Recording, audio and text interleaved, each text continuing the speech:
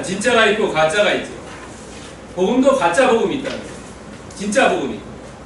근데 복음의 그 진짜 복음이 어떤 거냐 하는 것을 오늘 갈라디아서 1장 1절부터 5절을 통해서 알아보겠습니다. 여러분들, 우리가 여러분들이나 누구든지 저나 다 똑같죠. 누구든지 이 사냥하는 거 싫어하는 사람 없죠. 사냥하러 가자. 한라산에 만약에 노루를 잡으러 가자 하면 잡아서 갖고 먹을 수 있다고 하면은 사람들이 많이 가서 잡을 겁니다. 그러나 지금 그것이 못 잡게 돼 있죠. 근데 사냥을 가면 사냥에 먼저 사냥의 표적이 있어야죠. 사냥감이 있어야 된다. 토끼라든지 아니면은 꿩이라든지 겨울철에 토끼나 꿩 잡으러 많이 다니죠. 특별히 토끼는 옥류를 넣고 꿩도 옥류를 넣어가지고 잡지요. 그래서 꿩 같은 거는 쫓으면은 이 머리만 박고 있죠. 표적이 그 다음에 또 표적 외에 다른 게 있죠. 뭐냐면 사냥개. 사냥 전문하는 사람들은 사냥개가 있죠. 근데 이 표적과 사냥개가 조금 우리가 깊이 보면은 조금 다르다는 거죠. 뭐냐면은 이 사냥개가 표적을 쫓아가는데 표적을 본 사냥개와 표적을 보지 않은 사냥개가 다르다는 거예요. 왜냐하면 표적을 본 사냥개는 그 표적을 향해서 열심히 달려간다는 거죠. 그러나 표적을 보지 못한 사냥개는 가다가 지쳐서 안 가는 길입니다. 왜냐하면 나중에 보면은 이 표적을 본 사냥개는 딱 잡는다는 거예요. 사냥감을 딱 잡는데 표적을 보지 못하고 그냥 앞에 달려가는 사냥개를 쫓아간 것은 그 사람들은 도중에 가다가 포기한다. 왜냐하면 뒤에 쫓아가는 사냥개는 자기가 표적을 못 봤기 때문에 그냥 앞에 달려가는 사람만 봤기 때문에 가다가 지치면은 가지 않는다는 거죠. 왜냐하면 이 사냥개는 자기가 어떤 사명을 해야 되는지 표적을 못 봤기 때문에 가다가 지치면 그만둔다는 거예요. 우리 인간도 똑같다는 거예요. 어떤 목표가 있으면은 그 목표를 분명하게 가지고 있는 사람은 그것을 향해서 줄다름 치지만은 좌절과 절망과 어려움이 있다 하더라도 그것을 극복해 가지만은 그러나 그 목표를 가는데 뒤따라가는 사람들은 날씨가 어떻다더니 교통편이 어떻다더니 이런 핑계를 대고 도중에 좌절하거나 그만둔다는 거예요. 왜냐하면 뒤쫓아가는 사냥개처럼 자기의 사명을 모르기 때문입니다. 여러분, 우리에게도 사명이 있다는 거예요. 우리가 이 땅에 태어난 것은 그냥 우연으로 태어난 게 아니라는 거죠.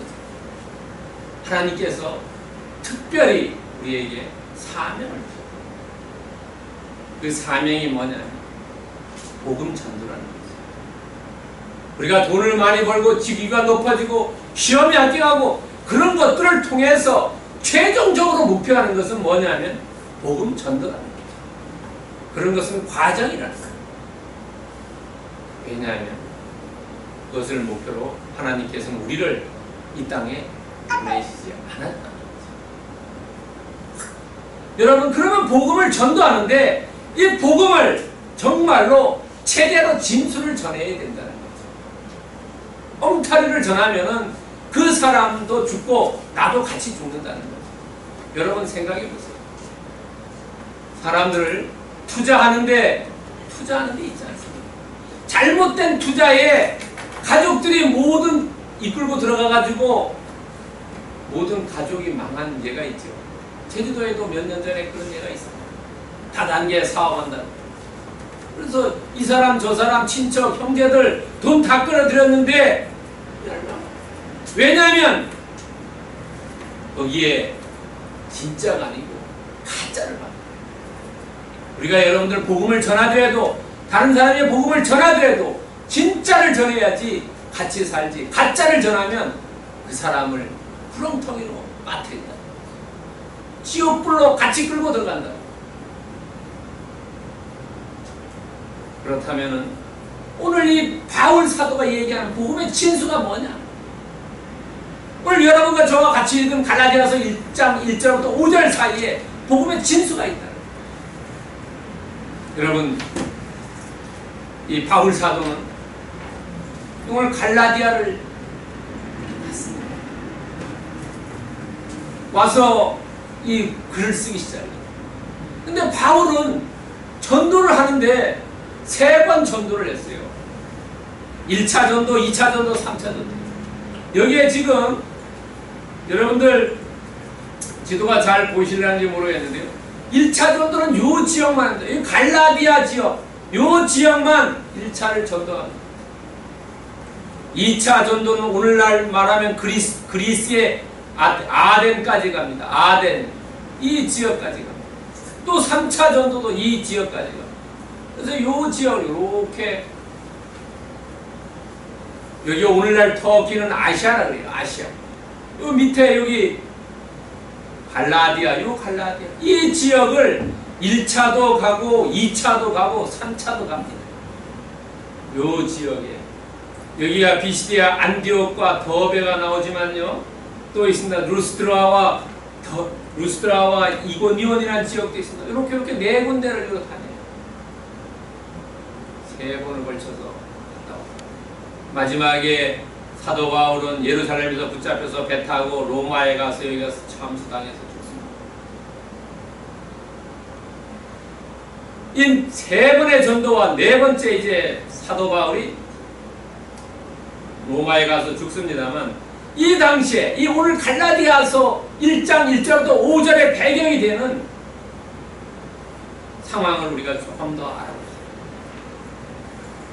이 갈라디아라는 지방은 주전 예수님이 오기 전에 25년 전에 이 로마의 식민지가 돼요. 로마에.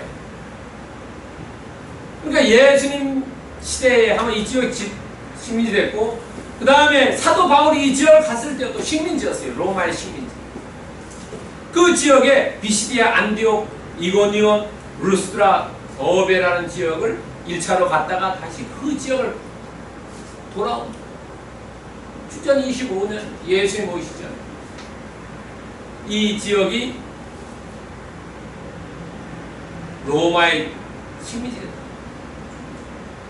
그 다음에 갈라디아서는 사도 바울이 신약성경에 여러분들 13권을 쓰지요.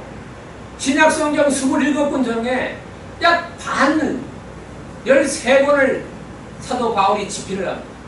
그 중에서 사도 바울이 쓴 것 중에 제일 먼저 갈라디아서를 썼다고 해요. 물론 요 뒤에 요 물음표를 써놓는다. 많은 신학자들 중에 이 갈라디아서가 먼저 아니다라고 이야기하는 분도 있습니다. 그러나 제가 보기엔 갈라디아서가 제일 먼저 쓰이지 않습니다. 갈라디아서는 여러분 잘 아는 로마서가 제일 뒤에 써 있다는데요. 로마서와 갈라디아서 그 2개를 비교해보면 거의 교리가 비슷하다. 로마서를 축소해 놓은 게 갈라디아서를, 갈라디아서를 확장해 놓은 게 로마서. 제일 먼저 기독교가 어떻다나 이런 것들을 변증하고, 두 번째는 그럼 제일 먼저 언제 썼냐면 주전 49년에 썼다. 주전 25년에는 갈라디아 지방은 로마의 식민지였고, 예수님이 주전 AD 30년이죠. 30년부터 33년간 예수님께서 복음을 펼쳤지요. 그 다음에 사도 바울이라는 사람은 언제냐면은 35년에 예수님이 이 땅에서 돌아가시고 난 이후 2년 후에 사도 바울이 개종합니다. 유대교에서 개종해요. 35년에서 개종한 이후에 33년간 전도합니다. 여기도 물음표가 있습니다. 약간 사람들마다 1년씩 차이가 있어요. 그러나 여러분 알기 쉽게 예수님도 33년간 살았고 사도 바울도 33년간 복음을 전도했다고 하면 똑같이 알기 쉽죠. AD 35년부터 AD 68년 네로 황제 때 사도 바울은 참수다. 그런데 이 갈라디아서를 AD 49년입니다. 35년에 개종한 이후 한 14년 후에 갈라디아서를 썼어요. 그 다음에 갈라디아를 쓴 것은 수리아 안디옥입니다. 이 지역에서 있어요.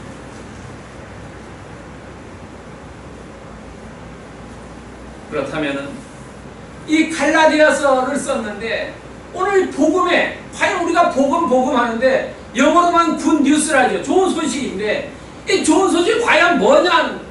복음의 진수가 뭐냐? 이게 복음의 진수. 진짜 복음이 뭐냐? 여기서 오늘 갈라디아서 1장 1절부터 5절에 사도 바울은 세 가지를 얘기합니다. 뭐냐면 첫 번째로 부활을 얘기합니다. 두 번째로 구원에 대해서 얘기합니다. 세 번째로 계속에 대해서 얘기합니다. 이 중요한 세 가지의 내용에 대해서 이야기합니다. 핵심적인. 여러분, 이외에 또 복음의 핵심적인 내용이 있죠. 뭐가 있습니까? 여러분, 동정녀와 말행이 있습니다. 동정녀에서 나타납니다. 그 다음에 십자가에서 돌아가셨다. 이런 것들이 핵심적인 거예요. 오늘 그것보다 더 핵심적인 거예요. 부활과 구원과 대속에 대해서 오늘 이야기하고 있습니다. 여러분, 그러면 첫 번째 부활에 대해서 부활요. 여러분, 다른 종교에는 부활에 얘기하고 있지 않죠. 어느 종교도 부활에 대해서 이야기하고 있지 않아요. 직접 예수님께서 십자가에 못 박혀서 또 돌아가신 이후 3일 만에 부활하셨죠. 부활하고 이 땅에 며칠간 계셨습니까? 40일간 계셨어요. 40일간 계시고 마지막에 승천하셨어요. 감람산에서 승천할 때 500명이라는 사람들이 봤죠. 한두 사람은 본 게 아니라. 그러니 부활이 온전히 이것은 기독교가 있다. 다른 종교에는 있지 않다는 것입니다. 여러분, 다른 종교에서 부활 얘기하는 거 들어봤습니까? 없지 않습니까? 부활. 이 기독교. 근데 이 부활이 고린도전서 15장 6절부터 8절에 보면은 500명이 봤다는 것을 사도 바울이 기록해놨어요. 여러분들 500명이라는 사람은 엄청나게 많은 사람입니다. 이 사람들이 봤다는 거예요. 한두 명이 보면은 거짓말이라고 할 수 있지 않습니까? 또 제자들만 봤다면 그 사람들 자기네 그 패거리니까 그렇게 거짓말할 수 있지 않냐. 500명은 믿는 사람도 있고 그 당시에 믿지 않는 사람도 있었을 거 아니에요.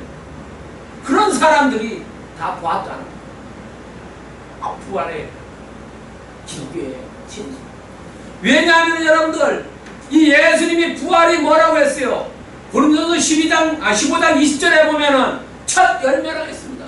첫 열매는 무슨 말입니까? 여러분들 과일나무를 심은 다음에 첫 열매가 따면은 그 다음부터 어떻습니까? 매년 열매를 딸 수 있지 않습니까? 예수님께서 처음에 부활하셨다는 첫 열매가 되기 때문에 우리도 죽은 다음에 부활할 수 있다는 거죠. 우리 육신이 이 땅에서 사라집니다. 그러나 우리는 영생할 수 있다는 것을 이야기하는 거죠. 왜? 예수님께서 첫 번째 부활하시거든요. 나무에서 첫 열매를 따면 매년 그 열매, 나무에서 열매를 딸 수 있습니다. 그것과 똑같다. 예수님이 첫 번째 열매. 여러분, 우리에게 이것이 다른 종교와 차이, 복음의 진수라는 거예요. 다른 사람들의 복음을 얘기할 때 부활할 수 있어요. 이 땅의 삶만이 아니라 다음 생애의 삶도 있다. 여러분, 그러기 때문에 어떻습니까? 그럼 어떻게 알면 되느냐? 부활을 믿어야 된다는 거죠. 아는 것과 믿는 것은 다르지요. 여러분 우리가 잘 아는 요한복음 3장 16절 말씀 같이 한번 읽겠습니다. 하나님이 세상을 이처럼 사랑하사 독생자를 주셨으니 이는 그를 믿는 자마다 멸망치 않고 영생을 얻게 하려 하십니다. 아는 우리가 부활을 알 수 있다는 거예요. 그러나 내 가슴이 믿어야 된다는 거죠. 믿는 자가 영생을 얻습니다. 아는 자는 영생을 얻을 수 없어요. 여러분들 머리로만 하면 꽝이라는 겁니다. 가슴으로 믿어야 된다는 거죠. 따뜻한 열정을 가지고 믿어야 된다는 거죠. 대부분 지식인들은 머리로 아는 척을 합니다. 그 사람들 영생을 얻지 못해요. 왜냐하면 오늘 말씀하고 있지 않습니까? 예수님께서 그를 믿는 자마다 멸망치 않고 영생을 얻습니다. 아는 자가 아니라 믿는 자가 됩니다. 여러분 부활을 믿으시기 바랍니다. 믿고 영생 얻으시기를 예수 그리스도로 축원드립니다. 아멘. 두 번째는 복음의 진수 구원입니다. 구원은 여러분들 영적으로 우리가 예수님 믿고 이 땅에서 떠나갈 때 예수님께로 가는 것도 구원일 수 있습니다. 영적인 구원. 우리는 영적인 구원만을 얘기하는 육적인 구원도 얘기합니다. 우리가 어려움이 있을 때, 환난에 빠져 있을 때, 이때 구원해 주신다는 거예요. 여러분 시편 34편 6절에 보면은 이 공관자가 부르짖음에 여호와께서 들으시고 그 모든 환난에서 구원하셨다. 기도했더니까 하나님께서 들어주시고 환난에서 구원해 줬다는 거예요. 여러분이 어려움이 있습니까? 환난에 있습니까? 괴로움에 있습니까? 육신의 어려움이 있습니까? 기도하시면 하나님께서 환난에서 구원해 주신다는 거예요. 여러분, 이 구원의 근원은 뭐냐? 우리가 구원을 사람들에게 우리는 구원을 바랄 수 있어요. 어떤 사람에게 전화해가지고 어떤 사람이 뭘 해줄까 알죠. 그런 것들 보면 어떻습니까? 대부분 사람들이 배신한다 그러죠. 원래부터 사람이라는 것은 그렇습니다. 우리가 사람 믿어가지고 얼마나 실패를 많이 합니까? 얼마나 실수를 많이 합니까? 그러나 우리의 환난에서 구원해 주시는 분은 근원이 누구냐면 하나님. 시편 3장 8절에 보면은 구원은 여호와께 있다는 거예요. 사람에게 있지 않다는 거예요. 여러분들 어려움에 빠졌을 때 사람에게 먼저 전하는 것보다가 하나님께 기도하는 것이 중요하다는 거예요. 우리의 구원은 하나님께 있다는 거. 이거 한시도 잊으면 안 된다는 겁니다.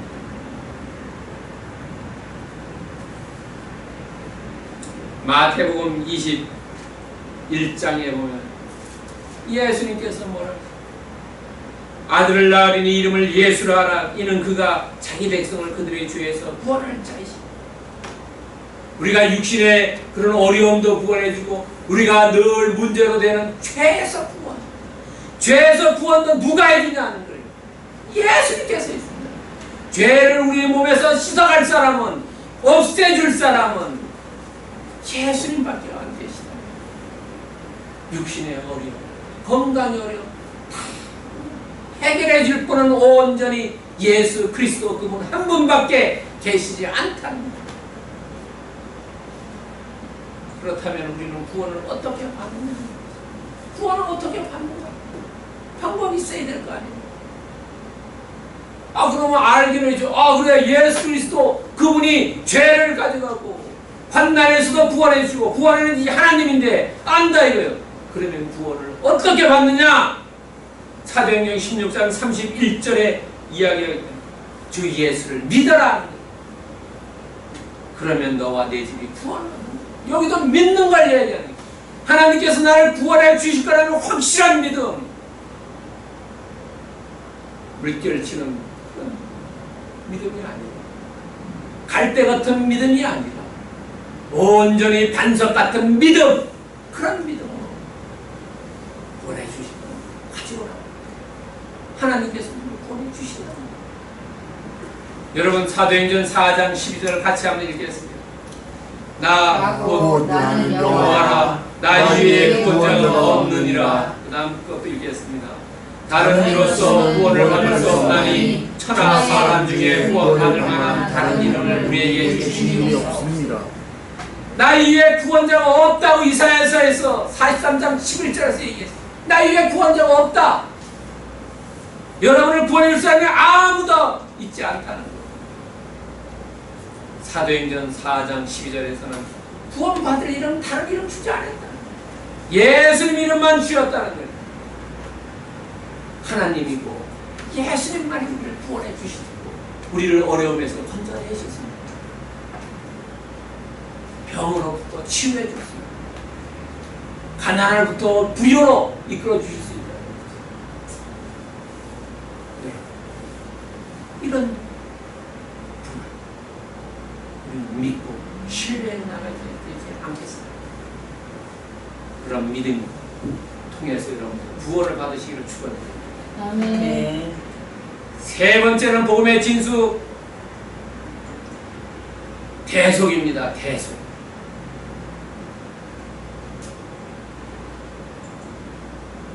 여러분 대속이라는 말 알죠?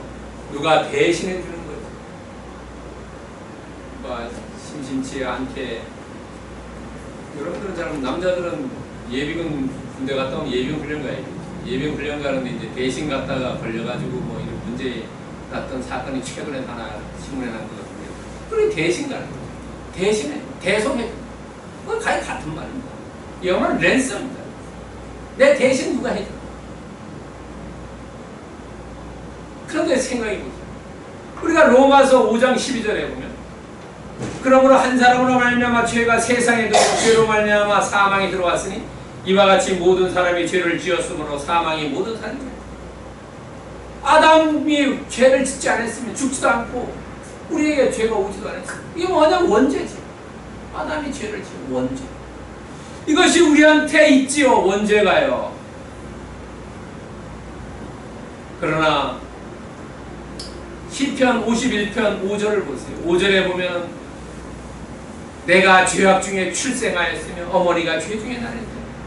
이 사도가 바울이 아니라 다윗이 고백합니다.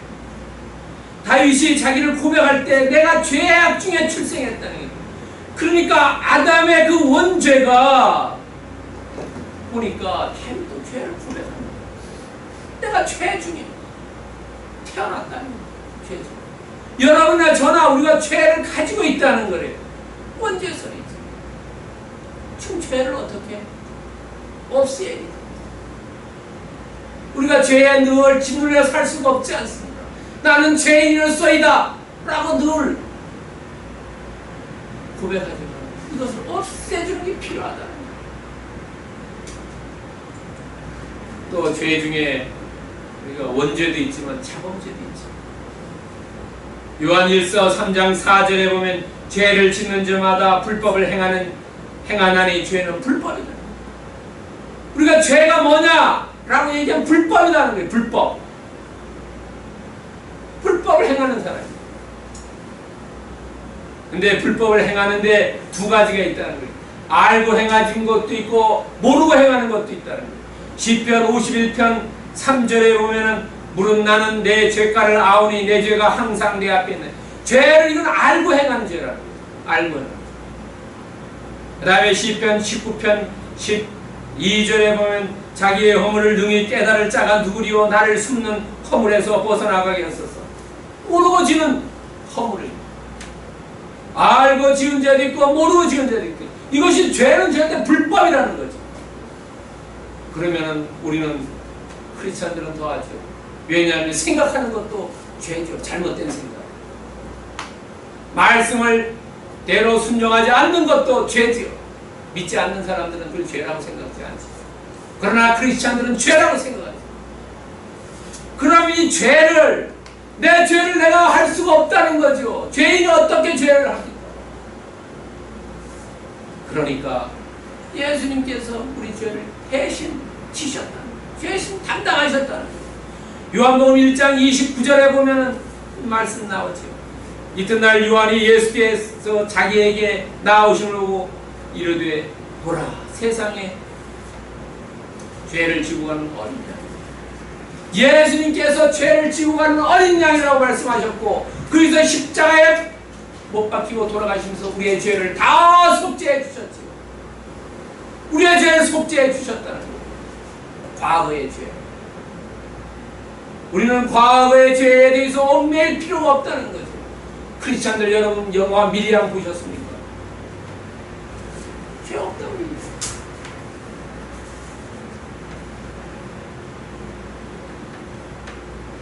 여러분, 우리는 더 이상 죄인이 아니에요. 왜냐하면 예수님께서 죄를 다 지고 가셨다. 다 죄를 해결해 주셨다. 여러분, 디도서 2장 14절에 같이 읽겠습니다. 그가 우리를 대신하여 자신을 주심은 모든 불법에서 우리를 속량하시고 우리를 깨끗하게 하사 선한 일을 열심히 하는 자기 백성이 되게 하십니다. 우리의 죄를 다 불법에서 다 속량해야 돼. 속량했다고 계속해 주셔도 똑같은 말이에요. 깨끗하게 했고, 왜 깨끗하게 해줬나? 선한 일을 열심히 해가지고 하나님 백성 되기 위해서 했대요. 하나님 백성이. 우리가 이제 죄를 다 없앴기 때문에 앞으로는 악한 일 하지 말고 선한 일 해가지고 하나님 백성이 되라는 거예요. 여러분, 사람들이 교회 나오라면 나는 죄가 많아서 교회 안 나온다. 그렇게 원하는 사람. 여러분, 교회 나와야지 그 죄가 깨끗하게 속량되고, 그리고 그 속량인 것을 우리는 앞으로는 그 나쁜 짓 하지 말고 선한 행동을 해서 하나님 백성이 되기를 원한다 라고 얘기합니다. 여러분, 우리는 선한 행위를 해서 하나님 백성이 됩시다. 하나님 백성 되기를 저나 여러분, 정말 어디에서나, 교회에서만이 아니라 가정에서만 아니라 사회에서나 어느 처소에 있든지 어느 시간에 있든지 하나님 백성 되기를 축원드립니다. 아멘. 그렇다면 오늘 핵심 메시지는 뭐냐 하는 거죠.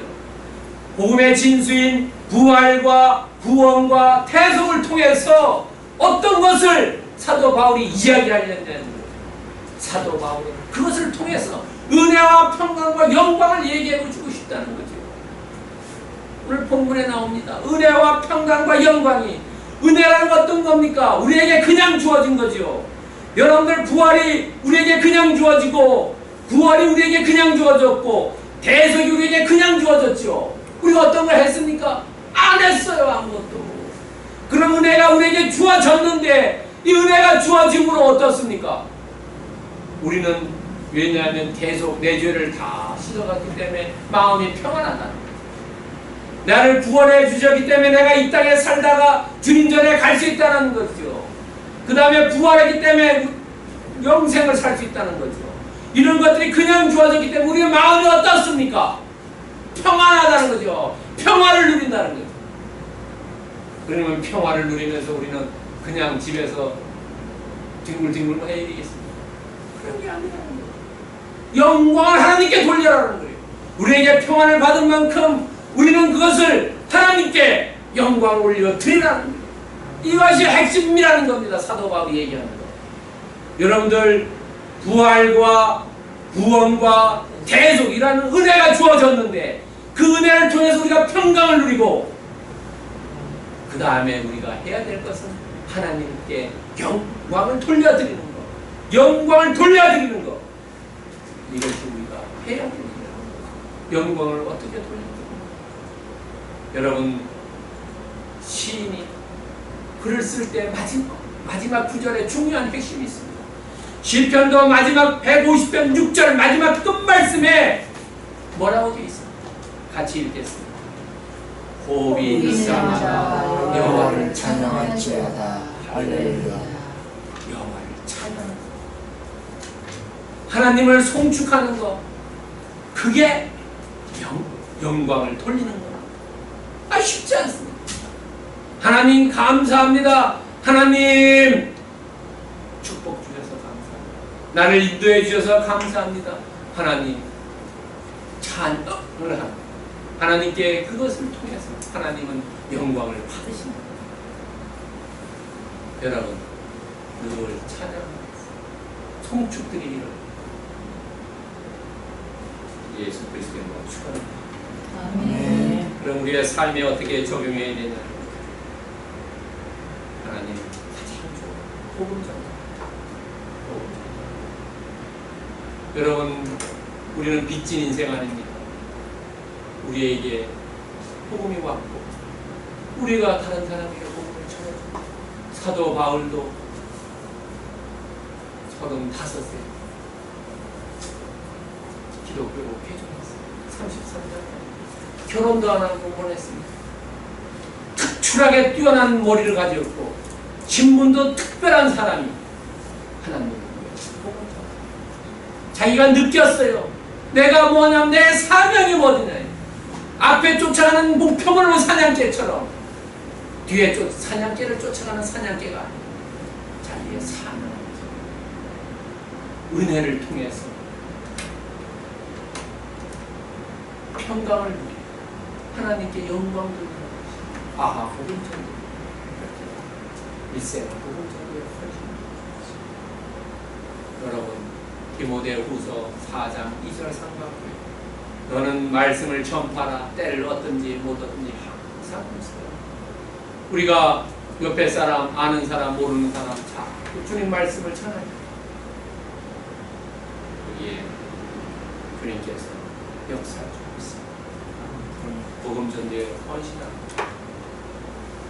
우리 성나님의 공동체 성석들 되기를 예수 그리스도의 축원합니다. 아멘. 기도하겠습니다. 우리의 생사 화복을 주관하시는 하나님 아버지, 오늘 우중에도 불구하고 저희들을 불러주셔서 귀한 말씀을 통해 우리의 심령을 깨닫게 해주시니 감사합니다. 하나님 아버지, 사도 바울처럼 저희들도 복음의 진수를 가지고 세상에 나가서 많은 사람들의 복음 전도하기를 원하오니 주님, 저희들의 입술을 기름 부어주시고 저희들의 능력을 더해 주시고 주님 용기를 주시옵소서. 감사하며 우리를 보내신 예수님 이름으로 기도드리옵나이다. 아멘. 아멘.